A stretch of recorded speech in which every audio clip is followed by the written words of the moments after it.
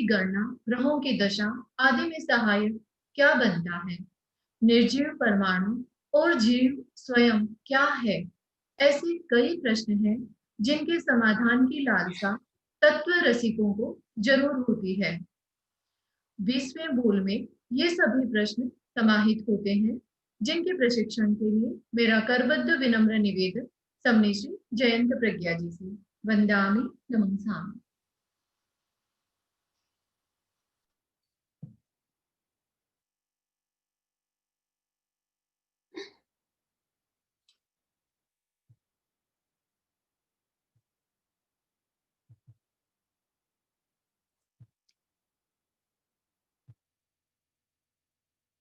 महाप्राण ज्योतिपुंज पूज्य गुरुदेव के चरणों में वंदन।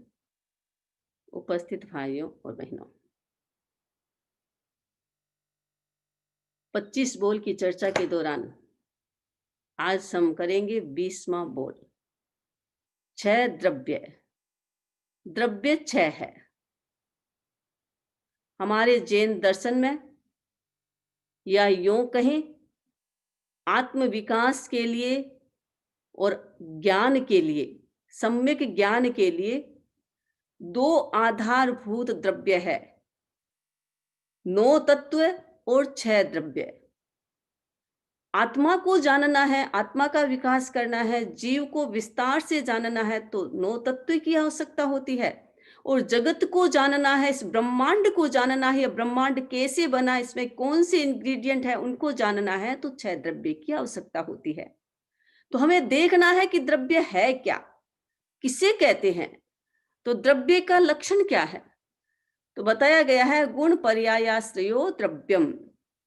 जैन सिद्धांत दीपिका आचार्य तुलसी द्वारा रचित है, उनमें लिखा है, उस पुस्तक में लिखा है गुण पर्यायाश्रयो द्रव्यम। ये द्रव्य का लक्षण है, ये द्रव्य का अर्थ है, ये द्रव्य की मीनिंग है। गुण और पर्याय के जो आश्रित होता है वो द्रव्य है। द्रव्य अपने आप में कुछ नहीं है। गुण उससे निकाल लो, पर्याय उससे निकल जाए तो द्रव्य अपने आप में कुछ है ही नहीं। द्रव्य का अस्तित्व गुण और पर्याय के आधार पर होता है। कोई भी पदार्थ है उसका अपना गुण होता है, वो गुण कभी बदलता नहीं है, वो हमेशा द्रव्य के साथ रहता है। और पर्याय भी उसका ही लक्षण है, उसका ही एक पार्ट है, जिसके कारण द्रव्य नवीन नवीन रूप को, नवीन नवीन पर्यायों को धारण करता है। जिसमें बदलाव होता है वो पर्याय के कारण होता है। तो ये गुण पर्यायाश्रयो द्रव्यम, जो गुण और पर्याय के आश्रित रहता है वो द्रव्य है। यानी गुण और पर्याय के माध्यम से जिसको जाना जाता है वो द्रव्य है। जैसे अग्नि है, अग्नि का गुण क्या है? उष्णता। चाहे आप पानी डाल करके अग्नि को बुझा दो, बुझ जाएगी, लेकिन अग्नि पुनः जलेगी तो उसका गुण है उष्णता, गर्मी। वो गर्मी अग्नि से कभी अलग नहीं हो सकती। अग्नि कहो, उष्णता कहो, एक ही बात है। उष्णता अग्नि का पर्याय है।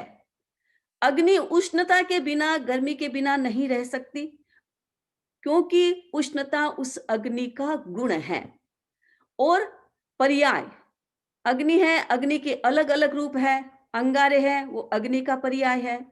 अंगारे बुझ गए, वो अग्नि का बुझा हुआ पर्याय है। तो ये पर्याय जो होती है वो बदलती रहती है।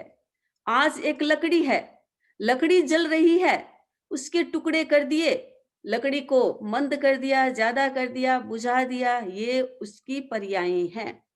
तो गुण और पर्याय एक द्रव्य की मूल लक्षण है या मूल आधार है। तो द्रव्य का मतलब हो गया जिसमें गुण और पर्याय रहता है वो द्रव्य है। अब हम देखें कि द्रव्य होते कितने हैं। आप सब जानते हैं, क्योंकि द्रव्य 6 होता है। 25 बोल सब लोगों को आता है। 25 बोल में 6 द्रव्य: धर्मास्तिकाय, अधर्मास्तिकाय, आकाशास्तिकाय, काल, पुद्गलास्तिकाय और जीवास्तिकाय। 25 बोल के दौरान अनेकों बार 6 द्रव्य की चर्चा हुई है, विस्तार से चर्चा हुई है। 14वें बोल में तो विस्तार से अजीब की चर्चा में ये 6 द्रव्य ही आए थे। तो हम 6 द्रव्य ये है: धर्मास्तिकाय, अधर्मास्तिकाय, आकाशास्तिकाय, काल, पुद्गलास्तिकाय और जीवास्तिकाय। अब हम थोड़ी संक्षिप्त में थोड़ी मूल जानकारी प्राप्त करें कि 6 द्रव्य में मूर्त कितने, अमूर्त कितने? तो अमूर्त द्रव्य 6 द्रव्य में धर्मास्तिकाय, अधर्मास्तिकाय, आकाशास्तिकाय, काल और जीवास्तिकाय, ये 5 द्रव्य 6 द्रव्य में अमूर्त होते हैं। अमूर्त का मतलब होता है जिसके में वर्ण, गंध, रस, स्पर्श कुछ भी नहीं होता, जिसका कोई आकार प्रकार नहीं होता। इसलिए धर्मास्तिकाय को हम देख नहीं सकते हैं, अधर्मास्तिकाय को हम देख नहीं सकते हैं, आकाशास्तिकाय, काल, जीवास्तिकाय को हम देख नहीं सकते हैं। इनके कार्यों के आधार पर हम अनुमान लगाते हैं या जानते हैं। तो इनके कार्यों को जानते हैं, इसके आधार पर हम जानते हैं कि ये द्रव्य है। इन द्रव्यों को हम देख नहीं सकते हैं।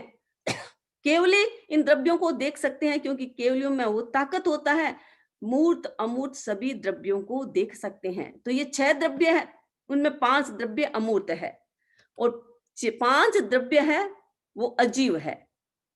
अजीव मतलब जिसमें जीव नहीं है। ये धर्मास्तिकाय, अधर्मास्तिकाय, आकाशास्तिकाय, पुद्गलास्तिकाय और काल, ये अजीव तत्व कहलाते हैं।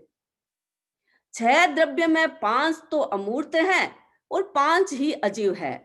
लेकिन अंतर आ गया, अजीव में पुद्गल जुड़ गया और अमूर्त में जीव। पुद्गल हट गया, जीव जुड़ गया। और इन 6 द्रव्यों में मूर्त द्रव्य, गतिशील द्रव्य 2 है। 6 द्रव्य है, धर्मास्तिकाय, अधर्मास्तिकाय, आकाशास्तिकाय, काल, पुद्गलास्तिकाय, जीवास्तिकाय। ये 6 द्रव्य में गतिशील द्रव्य 2 ही है, जीव और पुद्गल, बाकी गतिशील नहीं है।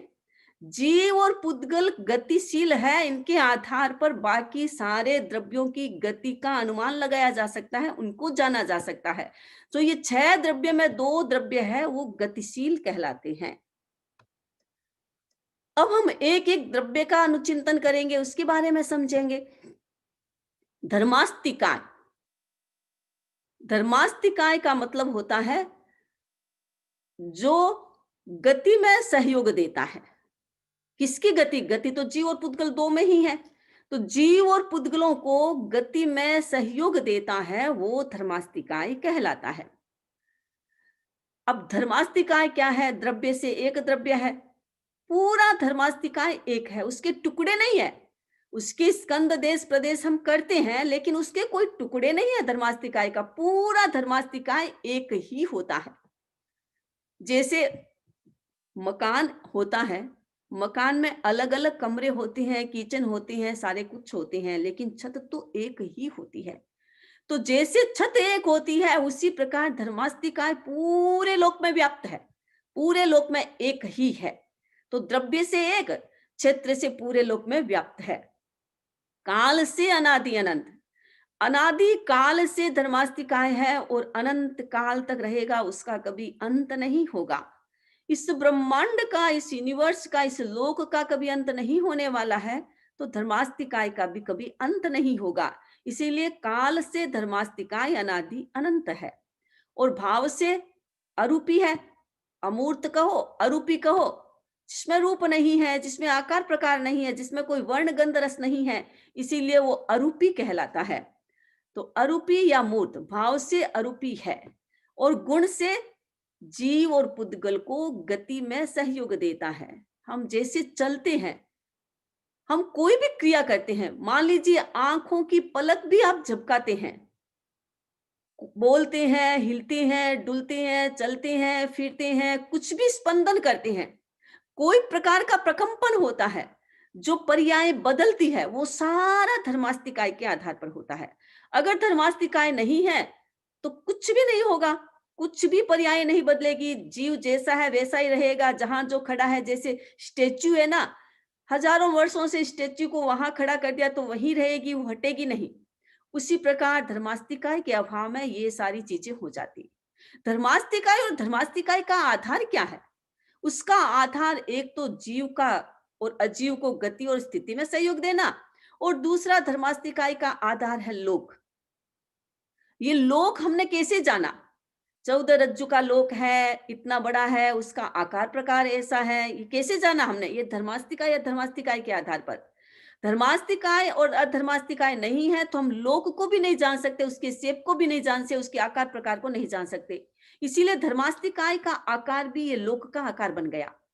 जो लोक का आकार हमारा बनाया गया है वो धर्मास्तिकाय अधर्मास्तिकाय के आधार पर बना है। यानी धर्मास्तिकाय और अधर्मास्तिकाय ऐसे फैले हुए हैं, इस रूप में व्याप्त है, उसके बाहर है नहीं, तो अंदर है, इसलिए इस रूप में व्याप्त है। इसके अंदर अंदर जो भी जितना भी पार्ट आ जाता है वो लोक कहलाता है।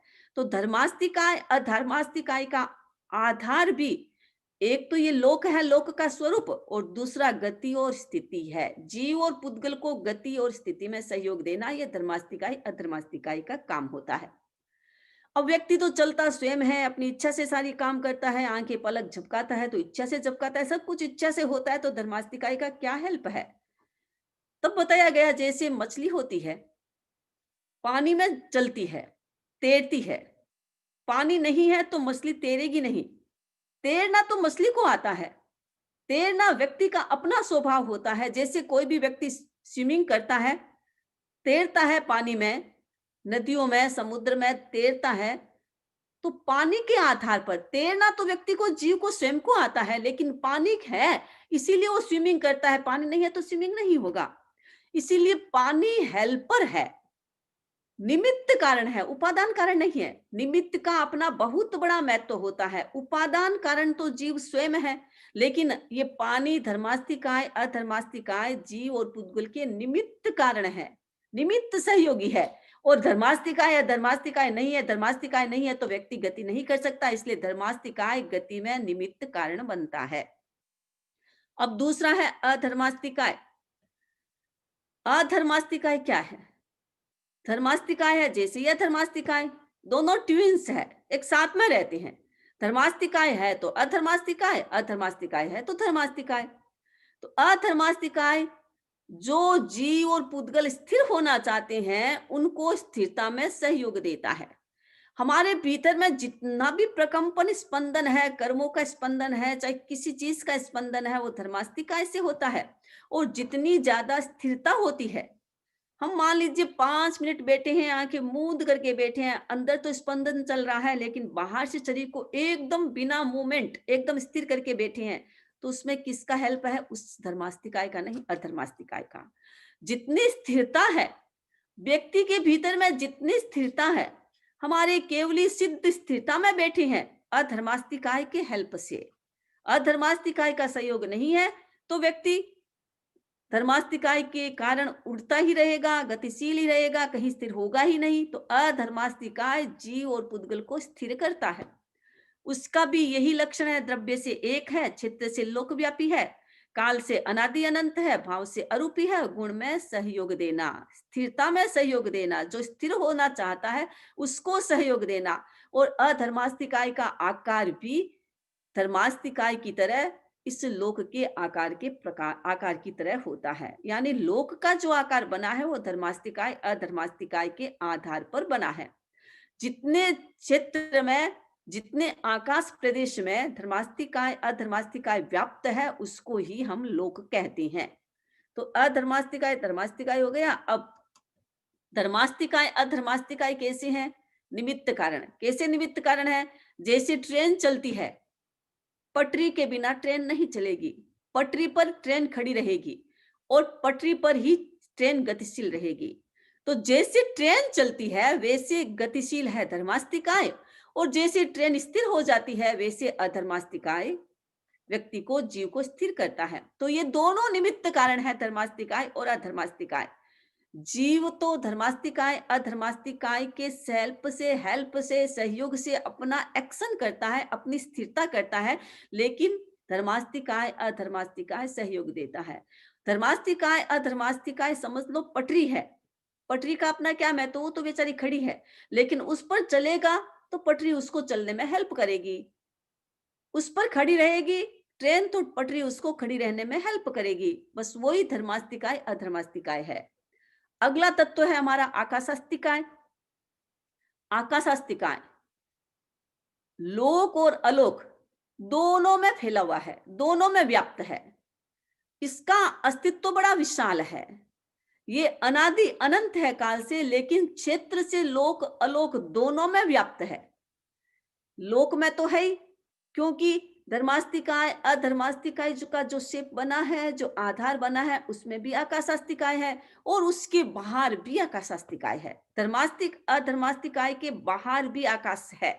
तो आकाश क्या है? द्रव्य से तो एक ये पूरा व्याप्त है, ऐसे टुकड़े टुकड़े नहीं है। जिस प्रकार धर्मास्तिकाय और धर्मास्तिकाय के टुकड़े नहीं है, जैसे जीव और पुद्गल के टुकड़े हैं, वैसे आकाश धर्मास्तिकाय अधर्मास्तिकाय के टुकड़े नहीं है, पूरे लोक में एक ही साथ व्याप्त है। जैसे आप एक ग्लास पानी है, पानी आपने नीचे गिराया तो पूरा पानी फैल गया, उसी प्रकार पूरा फैला हुआ है। धर्मास्तिकाय धर्मास्तिकाय और आकाश पूरा फैला हुआ है, उसमें कोई प्रकार का गैप नहीं है। तो ये आकाश लोक में और अलोक दोनों में फैला हुआ है और भाव से अरूपी है। काल से अनादि अनंत, अनादि काल से चल रहा है और कभी अंत होगा नहीं, क्योंकि इस यूनिवर्स का, इस ब्रह्मांड का, इस लोक का कभी अंत होने वाला नहीं है। परमानेंट तत्व है, तो ये आकाश भी परमानेंट है। धर्मास्तिकाय अधर्मास्तिकाय भी परमानेंट है और आकाश भी परमानेंट है। भाव से अरूपी और गुण से अवगाहन गुदेना, यानी हम बैठते हैं, कहाँ बैठेंगे? स्थान नहीं है तो बैठेंगे कैसे? स्थान तो चाहिए बैठने के लिए। कोई व्यक्ति है नीचे बैठ नहीं सकता, उसके घुटने का ऑपरेशन हुआ है, वो नीचे बैठ नहीं सकता, घुटना रिप्लेस किया होगा, कुछ भी किया होगा, तो उसे तो चेयर चाहिए रहने बैठने के लिए। चेयर नहीं है तो कहाँ बैठेगा? तो चेयर चाहिए बैठने के लिए। उसी प्रकार हम बैठते हैं, चलते हैं, फिरते हैं, उठते हैं, सब कुछ करते हैं, तो हम करेंगे कहाँ? चाहिए हमें स्थान, तो चाहिए, वो स्थान हमारा आकाश है। अवगाहन हमें आकाश देता है। हम सोचते हैं हम तो अपने घर में बैठे हैं, ये घर क्या है? आकाश का ही पार्ट है, आकाश में ही बना हुआ है घर। आकाश नहीं है तो घर, आपने भूमि ली, भूमि में घर बनाया, भूमि नहीं है तो घर कहाँ बनेगा? उसी प्रकार ये आकाश है, आकाश है तो घर बना है, ये घर भी आकाश पर टिका हुआ है, हम भी आकाश पर टिके हुए हैं। दुनिया की सारी चीजें, इस लोक की सारी चीजें उस आकाश पर ही टिकी हुई है। तो आकाश क्या करता है? हमें आश्रय देना है, रहने के लिए हमें अवकाश देता है। कैसे है आकाश? आपने देखा होगा कोई व्यक्ति ड्रामा करता है, कोई प्ले होता है, तो उसमें एक स्टेज होता है। स्टेज नहीं है तो ड्रामा कैसे करेगा? स्टेज पर ड्रामा होता है। उसी प्रकार ये जीव और पुद्गल का रंगमंच है। आकाश क्या है? जीव और पुद्गल का रंगमंच है, जहां पर जीव और पुद्गल भिन्न भिन्न प्रकार के नाटक करते हैं, भिन्न भिन्न प्रकार के रूप धारण करते हैं, रूप धारण करता है, नाटक करते हैं और फिर नया रूप धारण कर लेते हैं। तो जो भी जीव और पुद्गल अपना नाटक करते हैं, जीव और पुद्गल जहां अपना प्ले करते हैं, जहां अपना रूप बदलते हैं, जहां सब कुछ करता है, वो जीव और पुद्गल का रंगमंच हमारा आकाश कहलाता है। तो आकाश क्या है? अवगाह देता है, स्थान देता है। जीव और पुद्गल के लिए रंगमंच है, स्टेज है, जहां पर जीव और पुद्गल अपना ड्रामा करते हैं। अगला है हमारा जीवास्तिकाय। जीवास्तिकाय, जीवास्तिकाय धर्मास्तिकाय और अधर्मास्तिकाय की तरह है, व्याप्त नहीं है, इसके टुकड़े भी हो सकते हैं। वैसे ये जीवास्तिकाय तो पूरा फैला हुआ है, लेकिन अलग अलग इसका एग्जिस्टेंस है। धर्मास्तिकाय एक है, लेकिन जीवास्तिकाय एक नहीं है, अनंत है। आप जानते हैं, एक निगोद का जीव होता है, एक रूट वनस्पति होता है, चाहे वो प्याज है, चाहे वो शकरकंद है, चाहे लहसुन है, उसके एक शरीर में अनंत जीव है। इतने छोटे से पार्ट में अनंत, एक पानी की बूंद में असंख्य जीव रहते हैं। तो हम कल्पना कर सकते हैं कि अनंत अनंत जीव एक साथ कैसे रहते हैं। अब वो अलग अलग उनका अस्तित्व है, एक साथ में व्याप्त नहीं है, सब अलग अलग है। धर्मास्तिकाय अधर्मास्तिकाय एक है, व्याप्त है, लेकिन जीवास्तिकाय जीवास्तिकाय के रूप में व्याप्त है, लेकिन हम उसके अलग अलग एग्जिस्टेंस है। जैसे सबका अलग अलग एग्जिस्टेंस है, हमारा अलग है, आपका अलग है, परिवार में 10 सदस्य है तो सब अलग अलग है, लेकिन घर में 10 मेंबर रहते हैं, जीव रहते हैं। ये घर, पूरा घर जीवों से व्याप्त है, लेकिन अलग अलग एग्जिस्टेंस है। तो ये जीवास्तिकाय भी अलग अलग है, लेकिन फिर भी ये पूरे लोक में फैली हुई है। पूरे लोक में जीव फैले हुए हैं, कोई भी लोक का ऐसा पार्ट नहीं है जहां जीव नहीं है। हर एक क्षेत्र में जीव का एग्जिस्टेंस है, जीव का अस्तित्व है, लेकिन सेपरेट, सब इंडिविजुअल है, अलग अलग है, उनका अपना अलग अलग शरीर है। यानी कार्बन शरीर और तेजस शरीर हर जीव का अलग अलग है। चाहे वो निगोद के गोले में अनंत काल से एक साथ रह रहे हैं, एक शरीर में रह रहे हैं, लेकिन स्थूल शरीर उनका एक है, लेकिन सूक्ष्म शरीर सबका अलग अलग है। तो इस प्रकार पूरे लोक में व्याप्त है। काल से अनादि अनंत जीव अनादि काल से इस लोक में है और अनंत काल चलेगा। कुछ जीव है जो मोक्ष में चले जाते हैं, लेकिन मोक्ष में भी तो जीव का एग्जिस्टेंस है, सिद्ध भी तो जीव ही है, वहां भी जीवास्तिकाय के रूप नहीं रहते हैं। तो ये काल से भी जीव अनादि अनंत है, क्योंकि जो ये छह द्रव्य है, ये छह द्रव्य परमानेंट है, हमेशा रहेंगे, हमेशा है और हमेशा रहेंगे, इनका कभी अंत नहीं होगा। इसीलिए तो ये यूनिवर्स है, इसी ब्रह्मांड का कभी अंत नहीं होगा, तो इन द्रव्यों का भी कभी अंत नहीं होगा। इन द्रव्यों का अंत हो जाएगा तो ब्रह्मांड भी नहीं रहेगा, लोक भी नहीं रहेगा। तो ये छह द्रव्य है, भाव से अरूपी या अमूर्त कह दे, और गुण से चैतन्य युक्त। जीव का अपना गुण है चैतन्य, उसकी पर्याय बदलती है। जीव नरक में जाता है, तिर्यंच बनता है, मनुष्य बनता है, देव बनता है, ये सब उसकी पर्याय हैं, लेकिन जीव का गुण चैतन्य है। चैतन्य जीव से कभी अलग नहीं होगा। ये द्रव्य है, इसीलिए द्रव्य है। तो उसका गुण क्या है? चेतना। अब जीव क्या है? जैसे ट्रेन होती है, ट्रेन पर क्या पटरी होती है, पटरी पर ट्रेन चलती है, तो पटरी तो धर्मास्तिकाय धर्मास्तिकाय हो गई, और उस पर चलने वाली ट्रेन जीव हो गई। जीव या पुद्गल, जीव और पुद्गल दोनों ही गतिशील है, तो दोनों ही उस पटरी पर चलती है, और पटरी हमारे आकाश पर रहती है। तो ये पटरी आकाश पर है, आकाश के ऊपर पटरी, पटरी के ऊपर जीव और पुद्गल, जो ये ट्रेन चलती है, ये जीव और पुद्गल के रूप में हम जान सकते हैं। अब आगे है जीवास्तिकाय, उसका आकार क्या है? 5 संस्थान। जितने भी अनंत जीव है, उन सभी जीवों का आकार प्रकार ये ही है। ये जो 6 संस्थान है, 5-6 संस्थान है, ये 6 संस्थान है, ये ही जीव का आकार प्रकार है। 6 होता है, ये 5 गलत लिखा हुआ है, 6 होता है जीव का आकार प्रकार, ये 6 है। यानी इन 6 आकार प्रकार में ही जीव का शेप होगा। चाहे वो निगोद का जीव है, इतना सूक्ष्म जीव है जो हमारे आंखों का ग्राह्य भी नहीं है, हम उसको देख नहीं सकते हैं। तीर्थंकर तो देख सकते हैं, केवली देख सकते हैं, हम नहीं देख सकते हैं। वो छोटा सा जीव है, उसका भी कोई ना कोई शेप होगा, कोई ना कोई आकार होगा। ये जीवास्तिकाय का आकार है, जीव का आकार है। ये 6 प्रकार का आकार है, ये 6 प्रकार से जीव रहते हैं। तो 6 प्रकार का आकार जो आप देख रहे हैं, समचतुरस्क, यानी ये आकार होता है, ऊपर से नीचे पूरा शरीर एक जैसा होता है, प्रमाण में होता है। ऊपर उनके कंधे जितने चौड़े होंगे, उनके पलथी मारते हैं तो उनके घुटने भी उतने ही लंबे चौड़े होंगे, उनके शेप में होंगे, बराबर होंगे, उनका कोई अंत नहीं है, प्रमाणोपेत होता है। तो इनको हम कहते हैं समचतुरस्क। दूसरा है नेग्रोध परिमंडल। नेग्रोध एक वृक्ष का नाम होता है। बट वृक्ष आपने देखा होगा, बट वृक्ष ऊपर से कितना विशाल होता है, नीचे से इतना विशाल नहीं, ऊपर से विशाल होता है। वो फैलता जाता है, फैलता जाता है, ऊपर से उनकी ब्रांचेस निकलती है, पुनः ब्रांचेस वापस जड़ बन जाती है, जड़ में आ जाती है। इतना फैलता है बट वृक्ष। उसी प्रकार इस जीव का आकार होता है, ऊपर से तो लंबा चौड़ा होगा, अच्छा होगा, माप के अनुसार होगा, लेकिन नीचे से उसका आकार प्रकार प्रमाण में नहीं होता है, छोटा बड़ा हो सकता है। तीसरा है, यानी नाभि के ऊपर के भाग से तो अच्छा होगा और नीचे से भाग से छोटा बड़ा होगा। तीसरा है सादी। सादी एक संस्थान है, उसमें क्या होता है, ऊपर का भाग में प्रमाण नहीं होता, छोटा बड़ा होता रहता है, लेकिन नीचे का भाग, नाभि से नीचे का भाग उसका एकदम स्ट्रोंग होता है, वो माप के अनुसार होता है, प्रमाणोपेत होता है, ऊपर का नहीं होता है। और अगला है कुब्ज। कुब्ज का मतलब होता है उसके शरीर में कुब्ज निकला हुआ होता है, यानी टेढ़ा मेढ़ा होता है। जो टेढ़ा मेढ़ा शरीर होता है वह कुब्ज होता है। तो कुब्ज का मतलब टेढ़ा मेढ़ा, आकार प्रकार छोटा बड़ा, ऊपर वाला नीचे वाला कोई भी प्रमाण में नहीं होता है, छोटा बड़ा होता है। कहीं से उसकी पीठ में निकला हुआ होगा, कहीं से कुबड़ा होगा, तो कुब्ज कुब्ज की तरह होगा। और फिर अगला आता है वामन।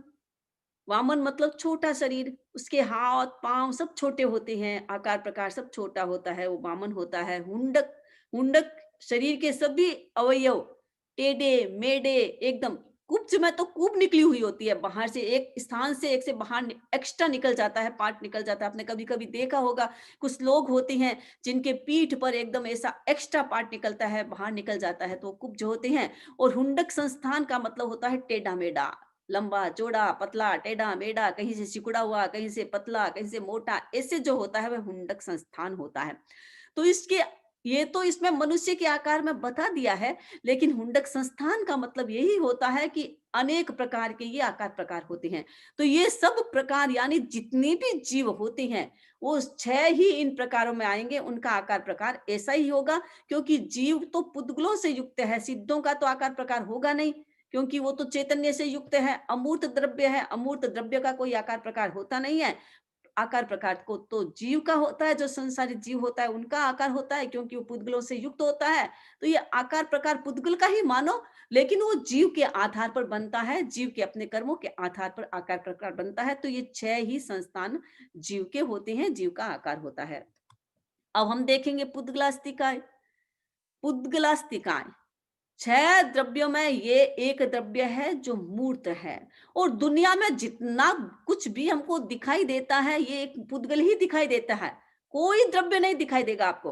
धर्मास्तिकाय नहीं दिखाई देगा, धर्मास्तिकाय आपको दिखाई नहीं देगा, आकाश भी आपको दिखाई नहीं देगा, जीव और जीव भी नहीं दिखाई देगा।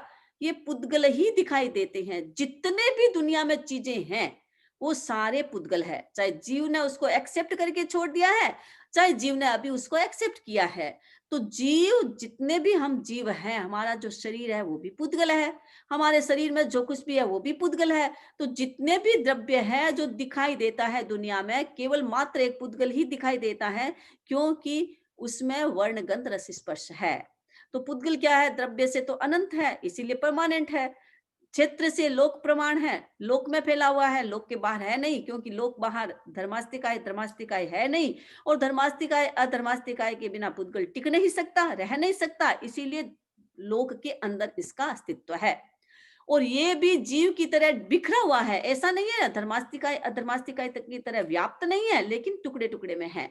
और काल से अनादि अनंत है, अनादि काल से है और अनंत काल तक रहेगा।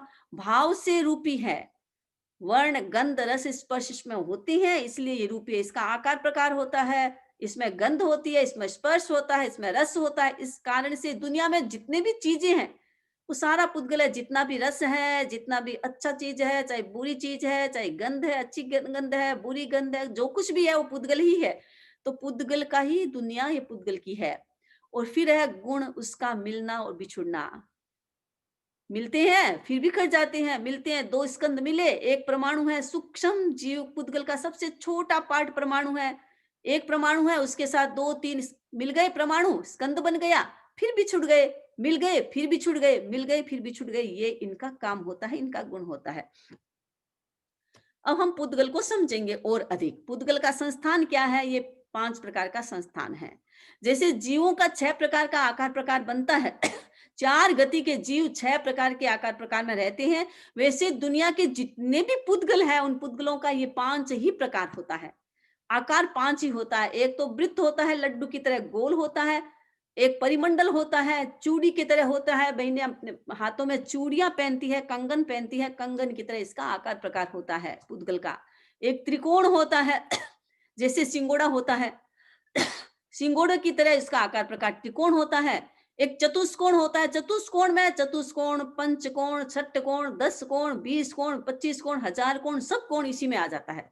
चतुष्कोण जितने भी प्रकार का होता है कोणों में, वो सारा इसी के अंतर्गत आता है। और आयात, लंबा चौड़ा विस्तार जो भी कुछ है वो इसके अंतर्गत आता है। तो ये सारे संस्थान पुद्गल के होते हैं। यानी पुद्गल जो भी है दुनिया में, जितना भी अनंत पुद्गल है, वो पुद्गल सारे इस 5 प्रकार में ही रहेगा। उसका शेप 5 ही प्रकार का होता है। अब आगे देखेंगे हम पुद्गल को। पुद्गल द्रव्य की अवस्थाएं हैं, यानी इन अवस्थाओं में पुद्गलों को हम जान सकते हैं, देख सकते हैं। शब्द पुद्गल है। हम जो बोलते हैं, जो भी हम शब्द को बोलते हैं, ये शब्द जो भी मैंने शब्दों को निकाला, ये शब्द पूरे ब्रह्मांड में फैलता है। मैंने बोला आप तक आएगा ये नहीं है। मैंने बोला वो आकाश में फैलेगा, आकाश से अनेक प्रकार की रश्मियों को ग्रहण करेगा, आकाश से अनेक प्रकार के प्रदेशों को ग्रहण करेगा, फिर वो प्रदेशों को ग्रहण करके, पुद्गलों को ग्रहण करके फिर आप तक आएगा। इसका मतलब शब्द पुद्गल है, क्योंकि ये पुद्गल के आधार पर चलता है। पुद्गल है तो आपके शब्द चलेंगे, नहीं तो नहीं चलेगा। प्राचीन काल में भगवान महावीर ने पुद्गल कहा शब्द को। बोलता है व्यक्ति, हम यहाँ बोलते हैं, अभी मैं अमेरिका से बोल रही हूँ और एक आप इंडिया में बैठे हुए सारे शब्दों को तत्काल सुन रहे हैं। इसका मतलब ये शब्दों में गति, पुद्गलों में गति है, तो गतिशील शब्द है। तो मैं बोलती हूँ, बाहर मेरे शब्द फैलते हैं, जितना मैं जोर से बोलूंगी वो शब्द उतना ही दूर ब्रह्मांड तक फैलेगा। और शब्द व्यक्ति अगर पूरी ताकत से नहीं फैलाता है, थोड़ा धीमे बोलता है, तो थोड़ी दूर फैलेगा, फिर वो शब्द सूक्ष्म बन जाएगा और फिर दुनिया में विलीन, वापस पुद्गलों में विलीन हो जाएगा। तो ये शब्द भी पुद्गल है, पुद्गलों के आधार पर चलता है, पुद्गल के आधार पर वो बनता है।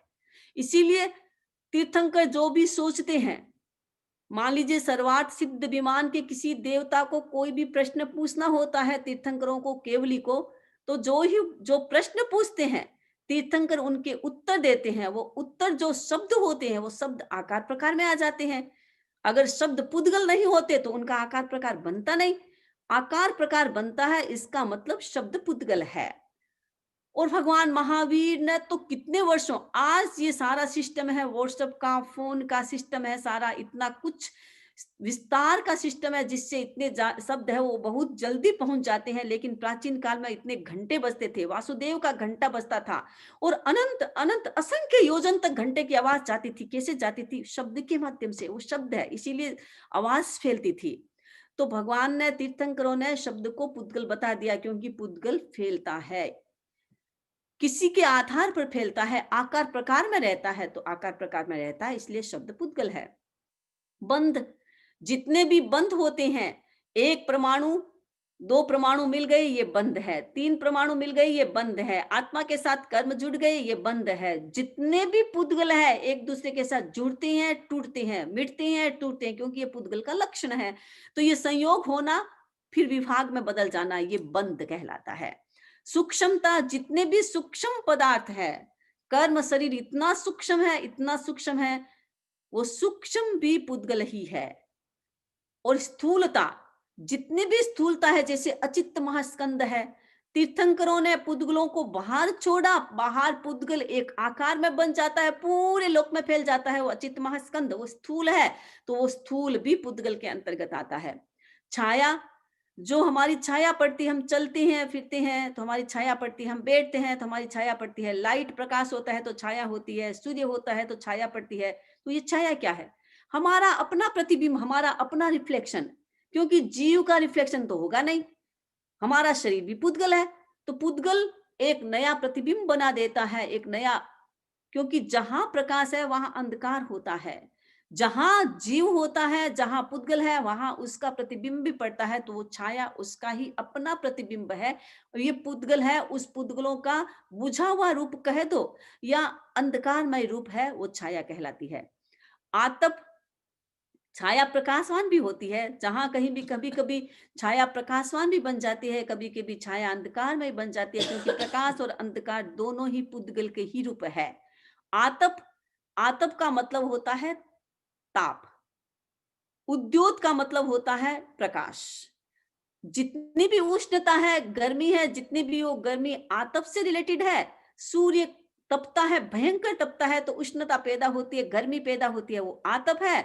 उद्योत का मतलब प्रकाश, सूर्य आतप भी देता है और प्रकाश भी देता है। जो प्रकाश है, चाहे वो लाइट का प्रकाश है, चाहे सूर्य का प्रकाश है, चाहे बाहर का प्रकाश है, जो प्रकाश जितना भी होता है वो उद्योत, वो भी पुद्गल कहलाता है।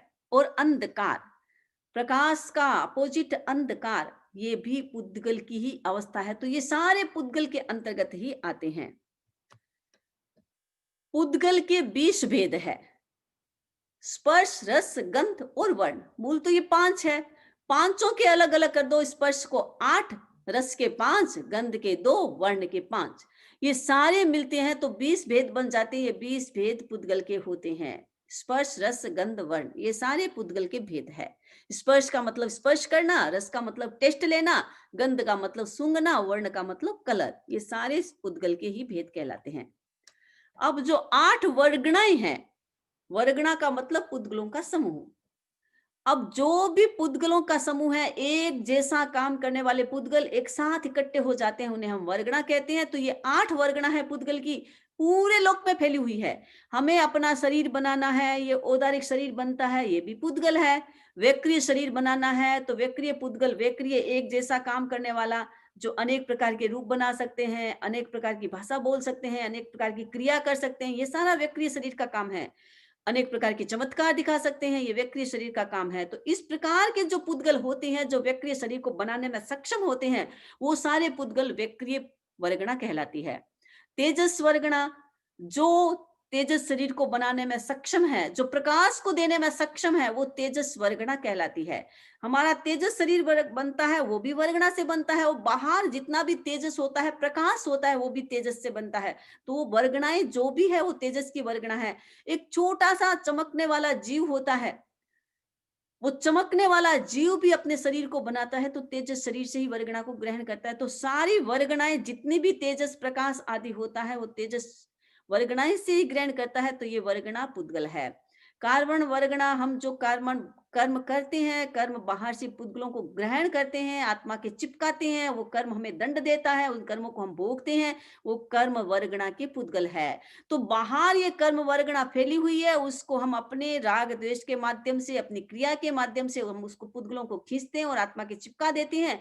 तो ये कार्मण वर्गणा के पुद्गल जो बाहर पूरी दुनिया में फैले होते हैं, वो भी पुद्गल कहलाते हैं। ये भी पुद्गल का भेद है। भाषा हम बोलते हैं, जो भी हम शब्द बोलते हैं, शब्द अभी बताया कि शब्द पुद्गल है, तो बाहर भाषा वर्गणा के पुद्गल फैले हुए हैं। उन पुद्गलों को हम ग्रहण करते हैं, तब हमारी भाषा बनती है, तब हम बोल सकते हैं। पुद्गल नहीं है भाषा वर्गणा के, तो हम बोलने में समर्थ नहीं होंगे। इसलिए बाहर भाषा वर्गणा के पुद्गल फैले हुए हैं और हम उसको एक्सेप्ट करते हैं, तब हम बोलते हैं, तो ये भी पुद्गल कहलाता है। और श्वास, जब हम श्वास लेते हैं, श्वास छोड़ते हैं, तो हमारा जो बाहर से श्वासोच्छ्वास के वर्गणा को हम ग्रहण करते हैं, श्वास हम जो लेते हैं वो वायुकाय नहीं है। हमेशा याद रखना चाहिए, श्वास जो हम लेते हैं वो वायुकाय नहीं, हम बाहर से पुद्गलों को ग्रहण करते हैं। जो पुद्गल है, जो वर्गणा के पुद्गल है, श्वासोच्छ्वास वर्गणा के पुद्गल है, उन पुद्गलों को ग्रहण करते हैं, तब हम श्वास ले सकते हैं, तो ये भी पुद्गल है। और मनोवर्गणा, मन में चिंतन मनन जो भी करते हैं, हम सोचते हैं, कल्पना करते हैं, स्मृति में रखते हैं, ये सारा मनोवर्गणा का पुद्गल है। जो मनोवर्गणा पूरे लोक में फैली हुई है, जब हमें आवश्यकता है हम उनको ग्रहण करते हैं और अपने चिंतन मनन में उसका यूज करते हैं। और एक है आहारक, जो आहारक शरीर बनाते हैं, आहारक लब्धि वाले जीव आहारक शरीर बनाते हैं, तो बाहर से आहारक वर्गणा के पुद्गलों को ग्रहण करते हैं और आहारक शरीर बनाते हैं, तो ये वर्गणाएं भी पुद्गल के अंतर्गत आती है। तो दुनिया में जो भी चीजें हैं वो पुद्गल के अंतर्गत ही आ रही है। आप देख ले, सारी दुनिया की चीजें पुद्गल के अंतर्गत आती है। अब हम है, अगला द्रव्य है हमारा काल। काल द्रव्य सबसे उपयोगी द्रव्य है। काल द्रव्य नहीं है तो दुनिया में कुछ भी नहीं है। देव गति में इतना आयुष्य होता है, मनुष्य का इतना आयुष्य होता है, नरक इतना आयुष्य होता है, जीव पुद्गल इतने अनंत है, अनादिकाल से है, ये कौन बताएगा? काल के बिना ये हम जानेंगे नहीं। तो काल एक द्रव्य है, फिर भी उसको मूल द्रव्य नहीं कहा है, इसको औपचारिक द्रव्य कहा है। क्यों? क्योंकि यह जीव और पुद्गल के आधार पर है। इसका आधार जीव और पुद्गल है, या यूं कहो जीव और पुद्गल का माप होता है जो जाना जाता है, या यूं कहो द्रव्य में जो होता है, हम कहते हैं द्रव्य मतलब उत्पाद वह द्रव्य, जिसमें उत्पन्न होने की ताकत है, जिसमें नष्ट होने की ताकत है, और जो परमानेंट रहता है वो द्रव्य कहलाता है। तो उस द्रव्य को उत्पन्न होना नष्ट होना हमने किससे जाना? इस काल से जाना। काल उपयोगी द्रव्य है, उपकारी द्रव्य है, जीव और पुद्गल का उपकारी द्रव्य है, इसीलिए बहुत महत्वपूर्ण द्रव्य है। इसको हम नेग्लेक्ट नहीं कर सकते, इसको टाल नहीं सकते, इसको साथ ही रखना पड़ेगा।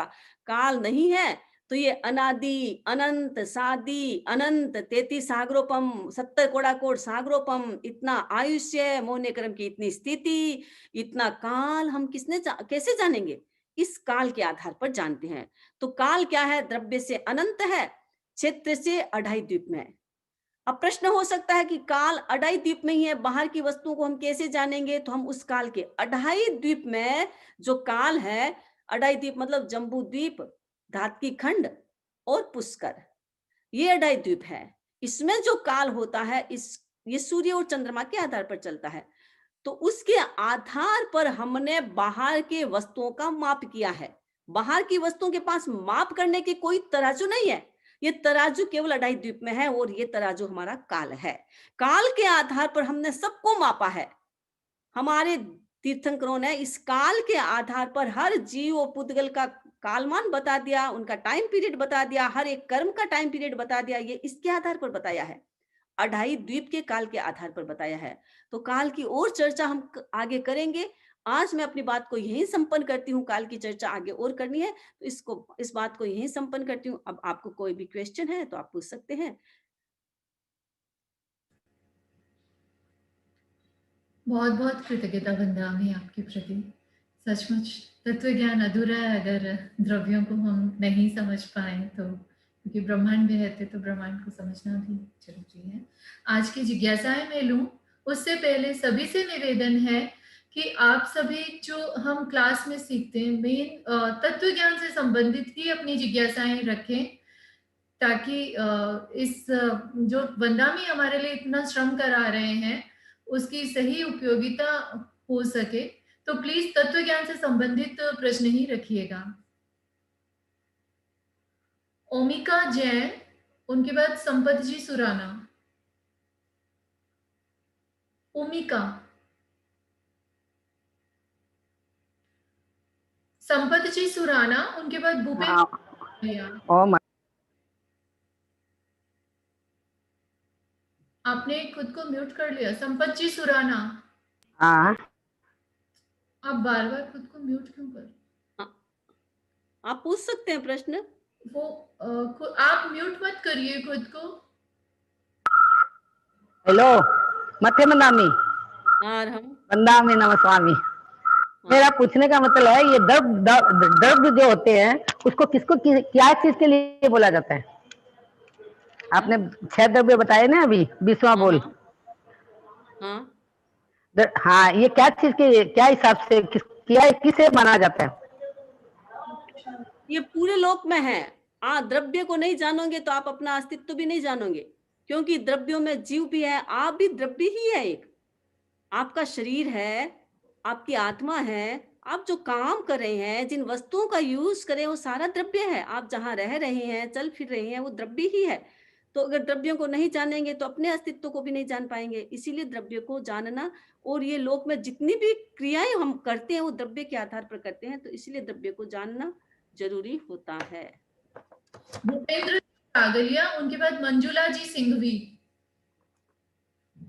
भूपेंद्र जी डागलिया। हेलो।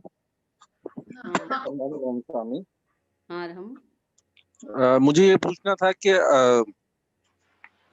यदि हम किसी हमारे घर में हो या कोई भी गृहस्थ हो, उनको हम अगर हमारी वजह से वो भूखा रहता है तो भी पाप लगता है, हम उसको खाना खिलाते हैं तो भी पाप लगता है, ये विरोधाभास क्यों है?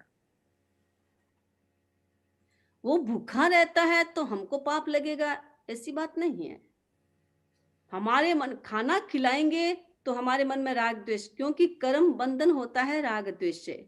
हमारे मन में उसके प्रति द्वेष नहीं है कि हम उसको रोटी नहीं डालेंगे। अगर हम ऐसा सोचते हैं कि हम उसको रोटी नहीं डालेंगे, हमारे मन में द्वेष है उसके प्रति, तो कर्मों का बंधन होगा। अब वो भूखा रहता है, अपने ही कर्मों से भूखा रहता है, हम कोई अंतराय नहीं देते हैं उसको खाने के लिए। लेकिन अगर हम रोटी देंगे तो हमारे मन में राग द्वेष आएगा, तो रोटी देंगे। और दूसरी बात है कि असंयमी जो भी होता है उसका पोषण होता है, तो असंयम के पोषण को तो हम पाप कहते हैं। तो इसीलिए हम खुद भी खाते हैं ना, तो भी पाप लगता है। ऐसा नहीं है कि हम खाते हैं तो हमें धर्म होता है, हम खाते हैं तो भी पाप लगता है, तो दूसरे के खिलाएंगे तो पाप ही लगेगा।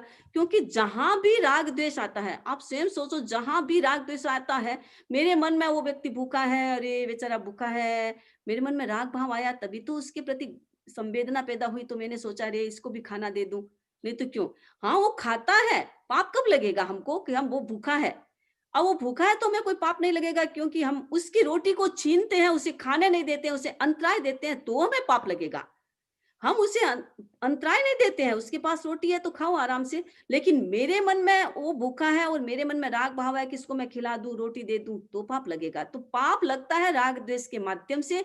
और दूसरा है अवृत्ति होता है, जो भी अवृत्ति होता है, जैसे भिखारी आदि होते हैं, जो भी अवृत्ति होता है हम उसको देते हैं। ये लोक व्यवहार है, ऐसा नहीं है कि नहीं देना चाहिए, ये अपनी अपनी इच्छा होती है, लेकिन ये तत्व है। हम तत्वों को अच्छी तरह से समझ लो। ये तत्व का मतलब, समझने का मतलब, आपको एक थर्मामीटर दे दिया, आप साधु तो है नहीं, अब थर्मामीटर आपको दे दिया कि सामने वाला व्यक्ति गर्म है, उसके शरीर में उसको बुखार है या नहीं, तो आप थर्मामीटर आपके पास है, आप माप लो कि उसको बुखार है या नहीं। तो ये चीज एक स्पष्ट क्लियर व्याख्या बता दी कि भी रहा राग द्वेष होता है, जहां अवृत्ति का संयम का पोषण, अवृत्ति का पोषण होता है, असंयम का पोषण होता है, वह पाप होता है। तो इसीलिए इसको पाप कह दिया। अब देना या नहीं देना, तो संसारी व्यक्ति तो बहुत सारे काम करते हैं, तो वो भी काम करते हैं, तो अपनी उसकी अपनी इच्छा होती है। तो वो पाप धर्म तो समझने की बात है कि हाँ, उससे कैसे पाप धर्म होता है, क्योंकि राग द्वेष जुड़ा हुआ होता है, इस कारण से पाप का बंधन होता है। मंजुला जी शायद नहीं है। पुखराज देवी जैन, उनके बाद महावीर जी चौरड़िया। वंदामी स्वामी, मेरा क्वेश्चन है, आपने बोला आकाश टिकाय, आकाश टिकाय क्या ऊपर है या नीचे जमीन पर है? वो मेरे को समझ में नहीं आया आकाश टिकाय का। आपके अंदर भी आकाश आस्तिका है, केवल जमीन में नहीं, आपके अंदर भी, आपके प्रत्येक कोशिका में भी आकाश आस्तिका है। जहां भी, जिसको भी, एक सेल को भी रहने के लिए जगह तो चाहिए ना, सेल कहाँ रहेगा? हर एक को रहने के लिए जो भी जगह चाहिए वो आकाश ही है। हमारे अंदर भी आकाश है, हमारी मुट्ठी में भी आकाश है, हम जहां बैठे हैं वो भी आकाश है, हम जहां रहते हैं वो भी आकाश है, और ऊपर लोक में, पूरे लोक में, जहां भी, जहां तक आप देख सकते हैं, जितनी दूर आप देख सकते हैं, सब जगह आकाश ही है।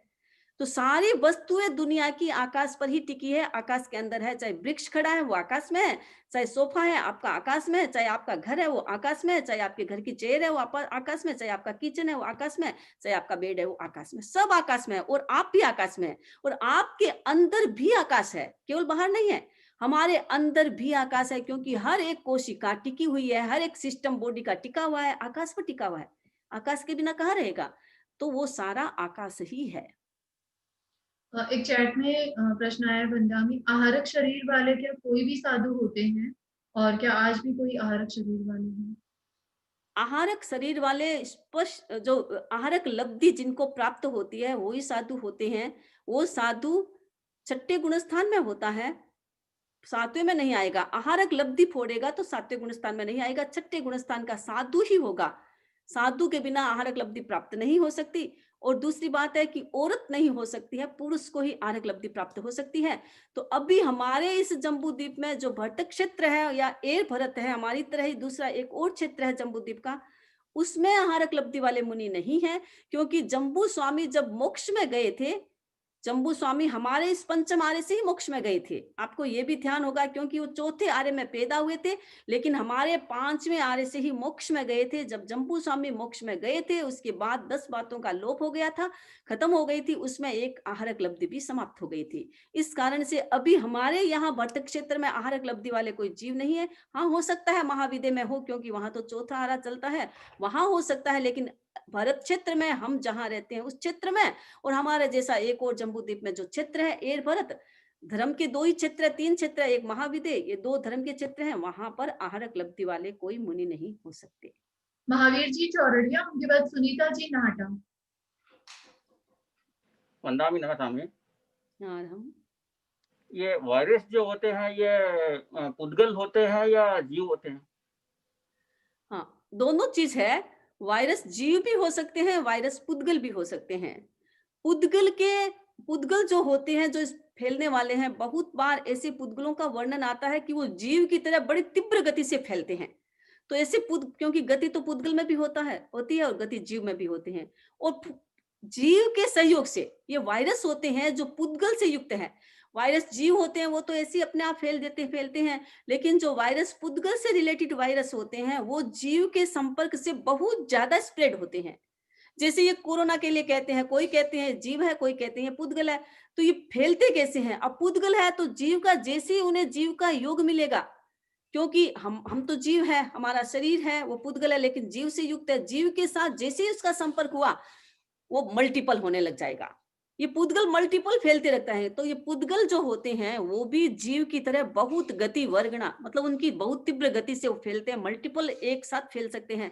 और जीव, वायरस जीव भी होते हैं, बहुत बार जीव भी होते हैं जो भी बहुत जल्दी फैल सकते हैं। तो दोनों तरह के हो सकते हैं।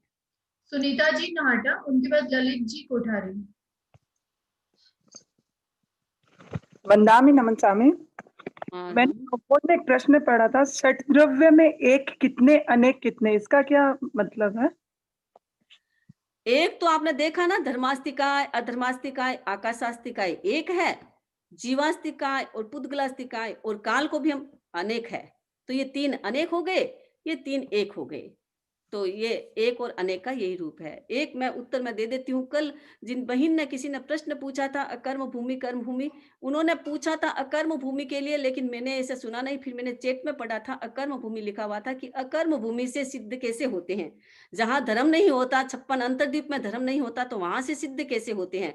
और वैसा आया है कि 10 सिद्ध एक साथ अकर्म भूमि से हो सकते हैं। तो इसका मतलब है अकर्म भूमि में कोई सिद्ध नहीं होता, लेकिन कर्म भूमि में कोई व्यक्ति सिद्ध होने वाला है, उसका अपहरण कर लिया गया है, या देवता उठा करके, क्योंकि देवताओं में शत्रुता का भाव होता है। मान लीजिए कोई ऐसा शत्रु है जो सिद्ध होने वाला है, उसका कोई शत्रु देव है, चाहे कैसा भी देव हो, चाहे वेंतर हो, चाहे भवनपति हो, चाहे कोई भी देव हो, उसके साथ उसकी शत्रुता है। तो वो अपना बदला लेने के लिए, अब क्या करेंगे, उसको मार तो सकता नहीं है, तो बदला कैसे लेगा, कि बदला लेने के लिए उसको उठा करके अकर्म भूमि में या कहीं समुद्र में, कहीं नदियों में फेंक देता है। तो इस प्रकार जीवों को देवताओं के द्वारा कहीं भी अपहरण करके ले जाया जाता है। तो वो मैक्सिमम सीमा होती है कि भी 10 से एक साथ सिद्ध अकर्म भूमि से हो सकते हैं। अगर 10 जीवों को भी जाकर के फेंक दिया और सिद्ध होने वाले हैं, तो वो सिद्ध वहां से हो सकते हैं। इस प्रकार का वो उत्तर था। एक 12 व्रत से संबंधित प्रश्न जिज्ञासा है वंदामी की। उन्होंने 12 व्रत ज्ञान किरण से पढ़ के 2 करण 2 योग से लिए हुए हैं, तो क्या इसमें दोष लगा है क्या?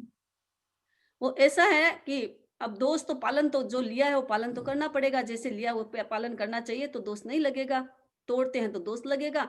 बाकी 12 व्रत का भी अपना एक आएगा बोल, तो मैं उसमें आपको क्लियर सारी चीजें बता दूंगी। ललित जी कोठारी। वंदामी नमन स्वामी। हाँ, हम मेरा प्रश्न ये था कि जैसे आरक लब्धि साधु को ही होती है, तो क्या वैक्री लब्धि मतलब श्रावक को हो सकती है? और अगर हो सकती है, जैसे हनुमान जी का वर्णन आता है, तो क्या वो शरीर को छोटा बड़ा कितनी भी बार कर सकते हैं, कितनी भी बार उसका उपयोग कर सकते हैं? हाँ, वैक्रिय शरीर श्रावक को भी हो सकता है और तिर्यंच को भी हो सकता है। मतलब वैक्रिय शरीर किसी को भी हो सकता है, जिनको वैक्रिय लब्धि प्राप्त है वो वैक्रिय शरीर प्राप्त कर सकते हैं, तिर्यंच भी जा सकते हैं, यानी तिर्यंच श्रावक ही जाएगा। तो दूसरी बात है कि वो अनेक प्रकार के रूप बना सकते हैं। रूप बनाने में भी वैक्रिय शरीर वाले रूप बनाने में समर्थ होते हैं, तो अनेक प्रकार के रूप बना सकते हैं। श्रद्धा पोकरना, श्रद्धा जी पोकरना, उनके बाद हेमा जी बारोला। श्रद्धा जी पोकरना,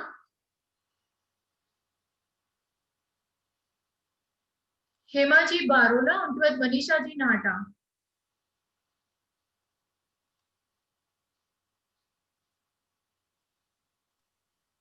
हाँ, हेमा जी बारोला। हेमा जी आप अनम्यूट है, आप अपना प्रश्न।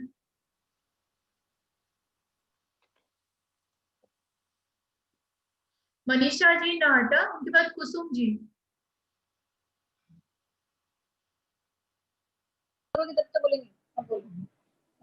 मंदामी नमन स्वामी। और हम हाँ, मैं शारदा पोकरना बोल रही हूँ। हम्म। आवाज ही नहीं आ रही है। आपकी आवाज आ रही है? आप पूछिए। आवाज आ रही है आपकी, आप बोलिए। हाँ, ये प्रश्न होता है कि सिद्ध परमात्मा भी परिणामी नित्य है, क्या उनमें भी परिवर्तन होता है? क्योंकि जीव द्रव्य है, तो सिद्ध भी तो जीव है, उसमें भी द्रव्य है, उत्पाद है, ध्रुव्य, उसमें भी निरंतर चलता है। हाँ। तो क्या ये प्रश्न क्या परिणामी नित्य है सिद्ध भगवान? अपन वहां जा हाँ, सकते हैं? सिद्धों में भी, क्योंकि सिद्ध भी एक द्रव्य के रूप में ही है, जीव एक द्रव्य है, तो सिद्ध में भी उत्पाद व द्रव्य चलता है। तो उनका शरीर तो है नहीं, तो उत्पाद व द्रव्य शरीर का नहीं होता है, पुद्गलों का नहीं होता है, वे केवल आत्मा के गुणों का होता है। कभी ज्ञान गुण मुख्य बन जाता है, कभी दर्शन गुण मुख्य बन जाता है, कभी आनंद गुण मुख्य बन जाता है। ये पर्याय आपस में गुणों में चेंज होती है। उनका जो चैतन्य गुण है, उस चैतन्य का जो स्वरूप है, ज्ञान दर्शन चारित्र आदि जो उसका स्वरूप है, आनंद आदि, उस स्वरूप में पर्याय बदलती है, तो वो पर्याय उनकी वहां बदलती है। और दूसरा, अभी ललित जी ने जो प्रश्न पूछा था कि वैक्रिय शरीर में, तो हमारा तो एकदम सामने स्थूली भद्र का, हनुमान जी का आता है, स्थूली भद्र का उदाहरण आता है कि स्थूली भद्र ने सिंह का रूप बनाया था। तो ये 10 पूर्व सीखे थे उन्होंने, उनमें वैक्रिय लब्धि भी प्राप्त होती है, क्योंकि लब्धियां आती है पूर्वों में। तो उन्होंने अपना रूप सिंह के रूप में अपना रूप भी बनाया था। मनीषा जी नाटा, उनके बाद कुसुम जी। मुझे पूछना था कि पुद्गल, मुझे 3 प्रश्न पूछने हैं। एक तो ये कि पुद्गल तो अजीव तत्व है, तो फिर वे फैलते किस रूप में है?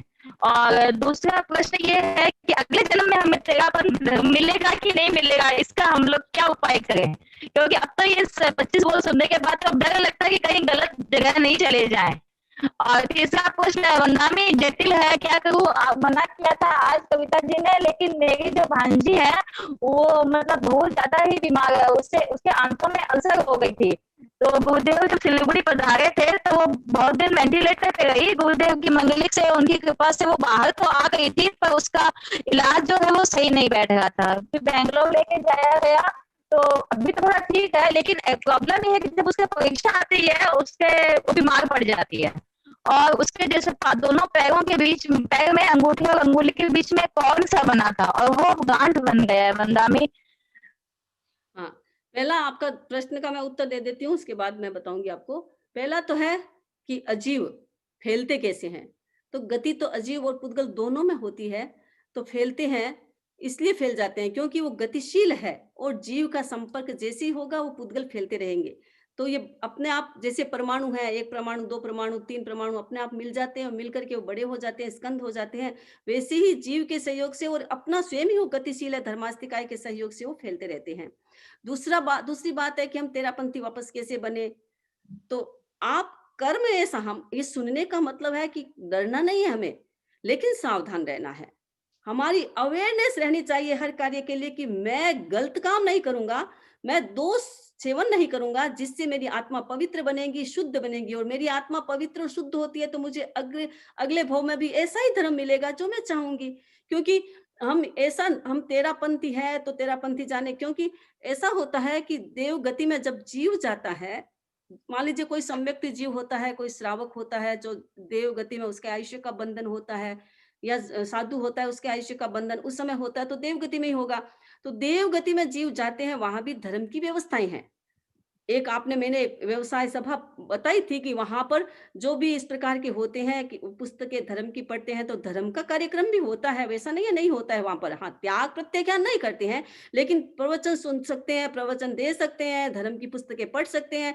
तो वहां पर जो भी होते हैं, जाते हैं, वो यहाँ जिस धर्म का फॉलो करते हैं वो वहां जाकर के उसी धर्म का फॉलो करते हैं। और उसके साथ साथ धर्म बदल भी सकते हैं, ऐसा नहीं है नहीं बदल सकते हैं, लेकिन वो फॉलो यहाँ से जाते हैं तो उसी धर्म का करते हैं। तो हम ऐसा संकल्प करके जाएं कि मुझे ऐसा शुद्ध धर्म मिले, आचार्य भिक्षु का शुद्ध धर्म मुझे मिले, ताकि मैं अपनी आत्मा की पूरी शुद्धि कर सकूं। बस मुझे इस शुद्धि धर्म की आवश्यकता है। हम कोई निदान न करें कि मुझे तेरापंथी मिले, क्योंकि तेरापंथ अगर हम अपना निदान नहीं करेंगे, लेकिन हम अपनी शुद्धि की कामना करेंगे कि मुझे शुद्ध धर्म मिले, जहां जाकर के मैं पुनः अपनी आत्मा की शुद्धि कर सकूंगी, तो हमारा तेरापंथ तो शुद्ध धर्म है, तो ऑटोमेटिक ही तेरापंथ मिल जाएगा। लेकिन हमें ऐसा ही सोचना है कि आत्मा की विशुद्धि हो, मुझे ऐसा धर्म नेक्स्ट भव में भी चाहिए, इसलिए मुझे वैसा ही काम करना है। तो अपना कार्य अच्छा करे, अपना काम अच्छा करे और अवेयरनेस रखे, तो अपने आप ही अच्छा ही धर्म मिलेगा आगे। कुसुम जी। और जो एक बात आपने पूछी थी कि प्रश्न ऐसे ऐसे प्रॉब्लम्स है, तो मेरे बताने में प्रॉब्लम नहीं है कि मैं बता सकती हूँ, क्योंकि आप लोग पूछते हैं तो मुझे भी भीतर में, अब हम भी छद्मस्त है ना, मुझे भी दया आ जाती है, ऐसे राग आ जाता है कि देखो इतनी पीड़ा में है तो बता दूं। लेकिन फिर क्या है, 25 वोल्ट की क्लास चलती है ना, फिर अपने जहां भी गुरुदेव से वहां से डिसाइड है कि ये तत्व ज्ञान की क्लास है, अपन तत्व ज्ञान के साथ में ये चीजें, ये दुनिया में दुख तो बहुत है, और दुनिया में दुखी लोग बहुत है और उनके मन में भी यही रहती है ना कि भी कहीं नहीं है तो इलाज तो हमें साधु संतों से मिल जाता है, तो उनकी आशा रहती है और अपने साधु संतों से पूछते हैं, तो कोई गलत नहीं है पूछना, उनकी आशा रहती है। कल भी बहन ने पूछा था, मैंने कहा था, उनको बुरा लग गया होगा, क्योंकि पूछना खराब नहीं है, लेकिन क्या ये 25 बोल की क्लास है ना तत्व ज्ञान की, फिर हमारा तत्व ज्ञान गौण हो जाएगा, ये सब चीजें हाई हो जाएगी। और इसीलिए हमें तत्व ज्ञान की क्लास को तत्व ज्ञान के रूप में रखना है, इसीलिए हमें ये चीजें इसमें नहीं पूछनी चाहिए। आपको पूछना है किसी को भी, कोई भी प्रकार की समस्या है हम समाधान देंगे, लेकिन आप प्राइवेट हमको फोन करके पूछ लीजिए, तो हम आपको अच्छी तरह से इलाज बता सकेंगे, अच्छी तरह से आपको समाधान भी देने की कोशिश करेंगे। तो आप हमको प्राइवेट पूछे ये सब चीजें, तो आपका यहाँ भी अच्छा लगेगा, और आप हमको पूछेंगे तो आप डायरेक्ट हमारे से बात करेंगे तो आपको और अच्छा समाधान अच्छा मिल सकेगा। तो आप हमके डायरेक्ट बात करेंगे, और ये क्लास में अगर 25 बोली चले तो एक गुरुदेव के द्वारा जहां से 25 बोल का डिसाइड किया है, तो वो एक अपनी शान भी रह जाएगी कि गुरुदेव के वहां से डिसाइड है, तो अपन बीच में जो दूसरी चीजें हैं, संसार की चीजें, उनको न लाएं, तो ये क्लास की जो शान है वो शान क्लास की रह जाएगी। इसी दृष्टि से मैं चाहती हूँ कि ये 25 बोल क्लास, और इसी दृष्टि से कविता जी ने सूचना दी है, तो अच्छी बात है इन्होंने सूचना दी है, क्योंकि ये भी रिस्पॉन्सिबल है इस क्लास के। अगर ये क्लासें इसमें ज्यादा चलेगी तो कहीं से भी कहीं उपालंब आएगा, तो इनको भी सुनना पड़ेगा। इसीलिए हम इस बात में सजग रहे कि इस क्लास में तत्व ज्ञान की चर्चा चले, और जहां भी किसी को भी कोई भी प्रॉब्लम है, आप हमको प्राइवेट पूछ सकते हैं। आप फोन नंबर आपके पास नहीं है तो आप कविता जी से फोन नंबर भी ले सकते हैं, वो आपको हमारा फोन नंबर दे देंगे, हम आपको अच्छी तरह से समाधान देंगे। तो कोई भी प्रकार की समस्या है तो उसका समाधान प्राइवेट आप पूछ सकते हैं। वंदामी नमन स्वामी। हाँ, एक जैसे आपने बताया कि मन, जैसे कोई बात हम मन में सोचते हैं, वो तो हमारे पुद्गल बाहर नहीं जाते हैं, और वो घटना घटित हो जाती है वैसी, तो वो किस तरह होती है? क्योंकि पुद्गल तो हमारे बाहर गए ही नहीं, हमारे मन, वो मुझे समझ में नहीं आया कि ये किस तरह होता है पुद्गलास्टिका है। जैसे हम जैसे बोलते हैं हमारे शब्द ब्रह्मांड में फैलते हैं, तब ऐसा होता है, तो जो हम मन में सोचते हैं वो कभी घटना ऐसे घटित हो जाती है, तो वो किस प्रकार होती है? और एक ओम की ध्वनि जो हम करते हैं, उसमें ओ लंबा होना चाहिए या म लंबा होना चाहिए? अब है कि मन में जो सोचते हैं वो बाहर कैसे जाते हैं, वो हमारे जो पुद्गल है, वो सोचने से हम सोचते हैं, तो हम बाहर से पुद्गल लेंगे कैसे, बाहर से आए कैसे हैं? मैंने बोला नहीं, बाहर से जैसे पुद्गल आते हैं वैसे ही वो जाते हैं, क्योंकि रास्ता तो एक ही है ना आने जाने का। मन में मैं आराम से सोचती हूँ, मन में एकदम गुस्सा करती हूँ, राग द्वेष सोचती हूँ, फिर भी कर्म आकर चिपक गए ना, वो पुद्गल आकर के चिपक गए, जैसे चिपके हैं। और वैसे ही मैं एकदम शांत बैठी हूँ, एकदम इतना अच्छा मेरा विचार है, तो मेरे कर्म कट गए, तो पुद्गल निकल करके बाहर आ गए ना। जैसे पुद्गल आते हैं वैसे ही हम जो भी सोचते हैं, चिंतन मनन करते हैं, वो पुद्गल आते जाते रहते हैं, और हमारे सोच के आधार पर सामने एटमॉस्फेयर बन जाता है, ऑटोमेटिक बन जाता है, क्योंकि पुद्गल निकलते भी हैं और आते भी है। और दूसरा प्रश्न आपका था, दूसरा प्रश्न क्या था इनका? ओम की ध्वनि में ओ लंबा हाँ, होता है या ओम की ध्वनि हम करते हैं, तो दोनों को करना है, ओम को भी लंबा करना है, और फिर म में जो नाद होता है उसको और ज्यादा लंबा करना होता है। तो मैं एक बार करके बता देती हूँ। जैसे ध्यान ये रखना है कि ओ शब्द बोलना है। कभी कभी हम उच्चारण गलती करते हैं तो हमें पता नहीं चलता है। ओ जब हम बोलते हैं तो इंग्लिश में ओ कैसे बोलते हैं, पूरा एकदम मुंह सिकुड़ जाता है, एकदम जैसे विसल बजती है, सीटी बजती है, वैसे हमें बोलना है। तो वैसे ओ करके और फिर लंबा ओ करके और फिर लंबा म, यानी दोनों को ही लंबा करना है, ओ को भी लंबा करना है, और म जितना फिर नाद के रूप में हो सकता है उतना लंबा करे, तो वो भी वाइब्रेशन भीतर में बनेगा। तो मैं एक बार बता देती हूँ।